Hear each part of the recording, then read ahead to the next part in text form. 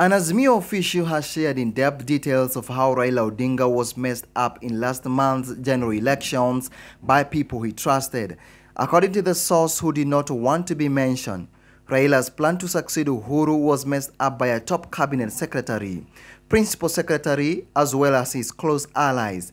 The official, who worked closely with agents in election, spoke to the nation and revealed that Raila's agents were changed by a top official in as mere just hours to the general elections, leaving behind those who had undergone training.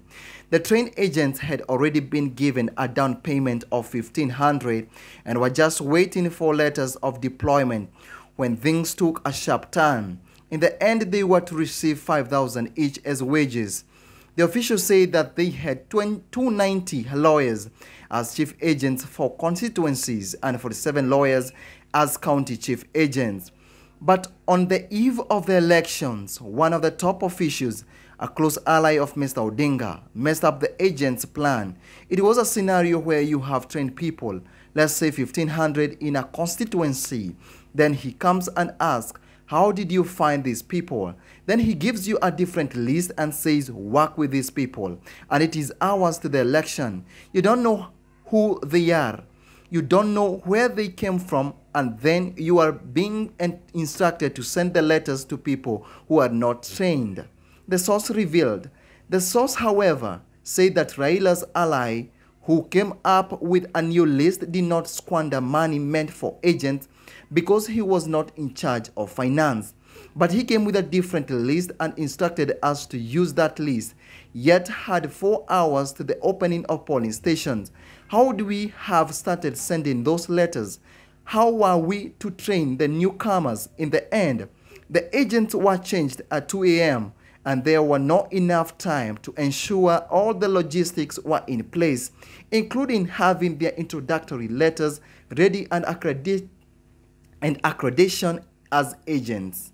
The source narrated, on the election day, trained agents showed up, but they were denied access to polling stations because they did not have deployment letters.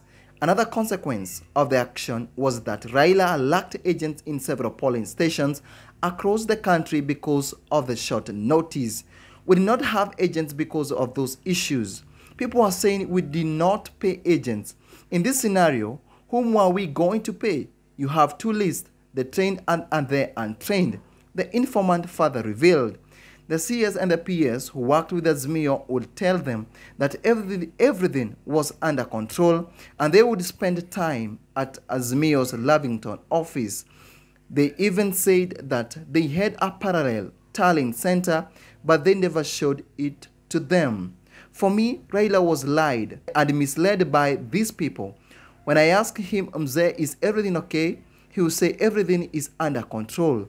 The PS and the CS gave Mzee false hope of what we lost because of our ignorance, he said. They were there physically, but their hearts were elsewhere. After the results were announced, they all disappeared. Only the CS came once.